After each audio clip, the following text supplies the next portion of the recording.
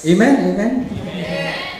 Okay, so before we start my talk, okay, so allow me to give you a brief background of me and my family. Okay, so I'm Brother Sunday, and my wife is Sister Nori, and we have our kid, Josh Martin, and we just received another blessing from God 2 months ago. So she's almost 3 months pregnant. Okay, so by the way, I'm accountant by profession, and my wife is a librarian, and we joined the CLP almost 2 years now. So we attend the same like it's August 2017 we joined the CLP, and it's almost also 4 years that we are now in KL. So being here in KL is one of the purpose of God in my life, to our family. So this is somehow part of our topic this afternoon, Christian ideal, loving God.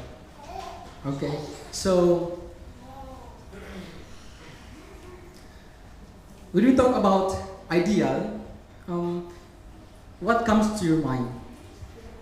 Actually, the word that we can directly associate with ideal is goal.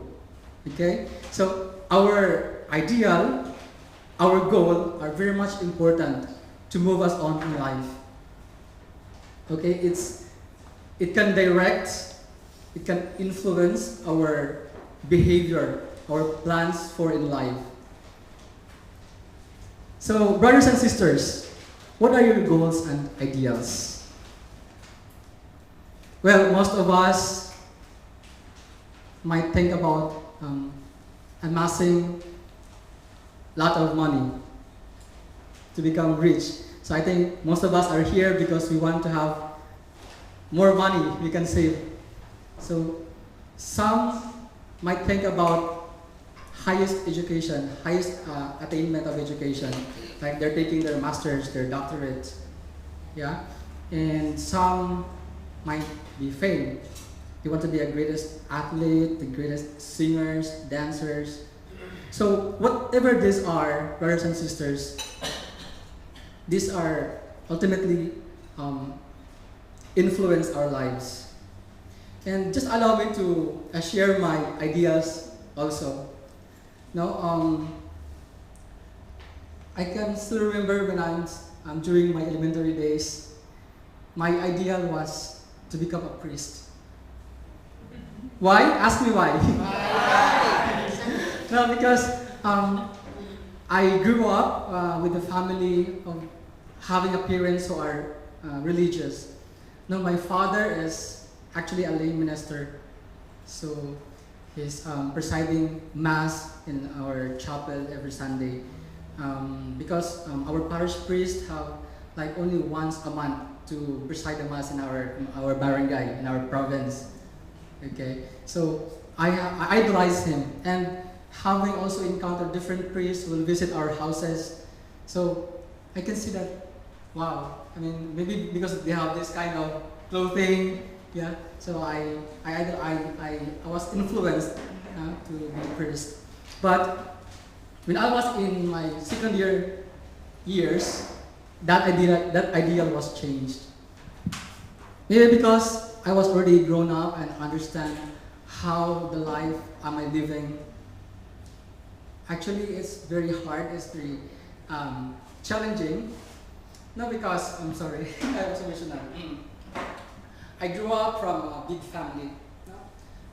I have 15 siblings. I am the 11th one. I have still 5 more siblings. Yeah. And so I realized that in my own understanding, becoming a priest, it seems like I cannot help my parents financially. Yeah. So I wanted to finish my school, have a degree, to land a good job, so I can provide my family, lift my family from that status of life, having a scarce resources financially, because we have our farm, we have the sea to provide our daily needs, but when it comes to money, we don't have that much. Okay, so, but this kind of ideals. Oh, sorry, what happened, bro? Okay, they're all lofty ideals. Yeah, it's for us, it's our highest ideals, and yes, they are laudable, they are commendable, but they are not sufficient. Okay, sorry. So, as Christians, what would be our goal? What would be our ideas? Sorry, I forgot I have my guide here in my phone.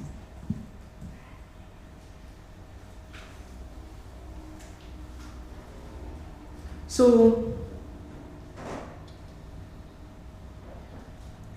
our highest ideal as Christians is to love God. Since it's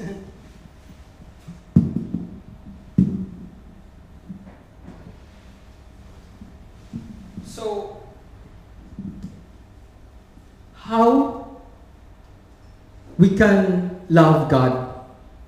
Actually, most of our questions, our questions in life, we can really find the answers in the Bible. So in Mark chapter 12, verse 28 to 30, it says, one of the scribes, when he came forward and heard them disputing and saw how well he had answered them, asked him, which is the first of all commandments? Jesus replied, the first is this, hear, O Israel, the Lord our God is Lord alone. You shall love the Lord your God with all your heart, with all your soul, with all your mind, and with all your strength. Actually, when we try to examine every words in the gospel, it's very challenging, it's very hard how we can do that. And I can remember in my, I was grade 4 in one of our catechism. So our catechist teach us what is our purpose in life, why we are here living in this world. So it is about to love God, to serve God, and to glorify God. So it is mostly equal to this passage. So, what it means to love God with all our heart? Well, in our human understanding, heart is equivalent to emotions or feelings. So, when we say emotions, it is changeable.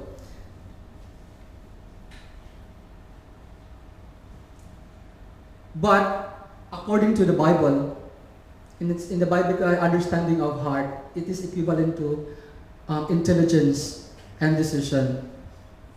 So, the heart of the human is a vital part of our system in order for us to live. And this is the very core of man, what the man is, how man is. Okay.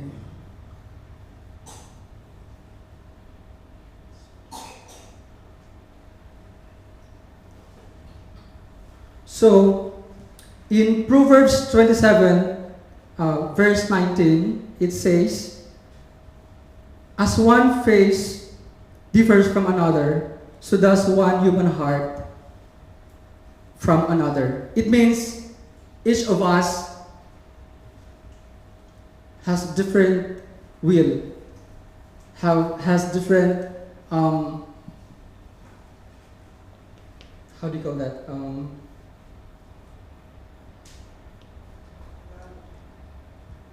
We have different will. We have different decisions. Yeah, maybe in our married life, if we are married, it comes to a point that we come to disagreement, right? We come to agree to disagree.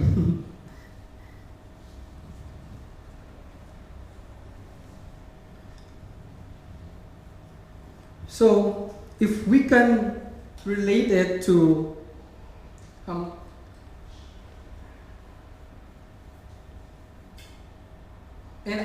aside from it is an intelligent aside from it is intelligent and decision, it also includes intelligent thought or will. So God give us the free will to choose what we can do, to do what is good or evil.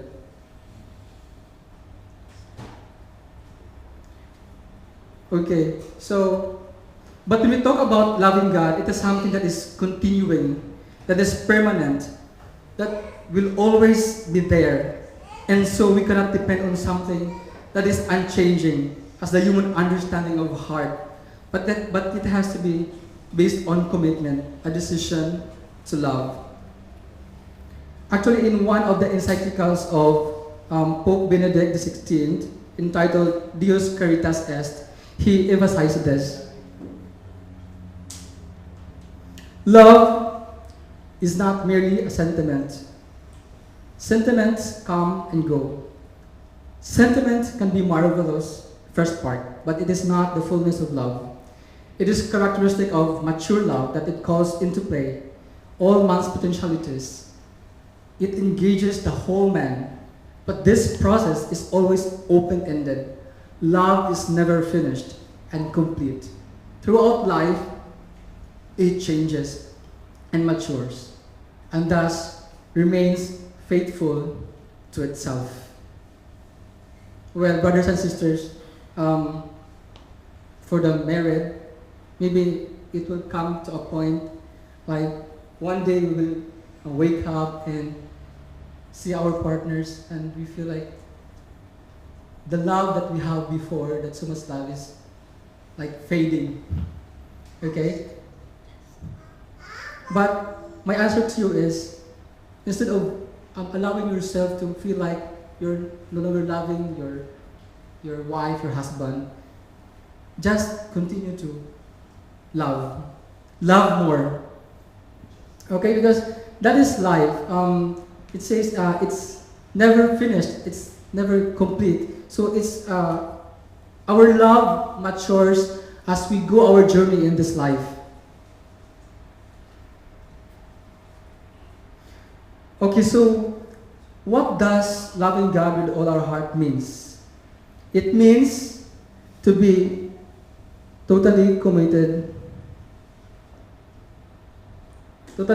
to Him. Our whole life, our whole will, our whole decision is committed to Him.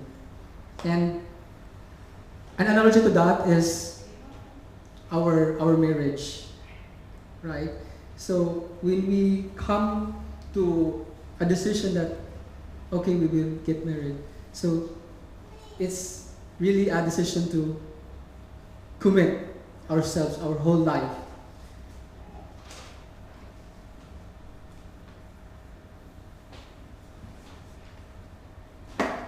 Now, how do we do that? So let's put Lord first in our lives. So it will requires a decision to obey Him. In John 14, in John chapter 14, verse 15, Jesus says, "If you love me, you will keep my commandments." So Jesus says here, love is equivalent to keeping His commandments. And so to love God with all our beings means we need to make a decision that we will obey Him. no matter what, however hard it will be. And also, when we decide to put Jesus first in our lives, we need to develop what we so-called personal relationship with Him. We need to have a relationship that is dynamic and alive, not just legalistic. Again, not just hearing what Jesus tells us to do. Well, I need to do that, I need to do this. And these are the things that I need to avoid, but it's beyond that. It's certainly, yes, there's obedience to His commandment, but it's more than that. It's actually a dynamic, personal, intimate relationship. And it is a relationship that is a father and a children have. And we do have God as our Heavenly Father. And we, His sons and daughters. And our relationship ought to reflect that. And the way that it can happen for us is to spend regular time with Him, to be with God all the time. How? In prayer and reading the Bible. And even in our human relationships, you cannot love someone unless you know that person. And you cannot really know a person unless you're in communication with that person. It's the same thing with it's the same thing with our God. We are commanded to love Him with all our heart. But for that to happen, we need to speak to Him. We need to speak to Him in prayer. When we listen to and speak to Him in prayer and in His words, then we're in communication with Him. And we get to know more about Him. And as we know more about Him, then naturally our love for this perfect person develops. Okay, next is loving God with all our mind and soul.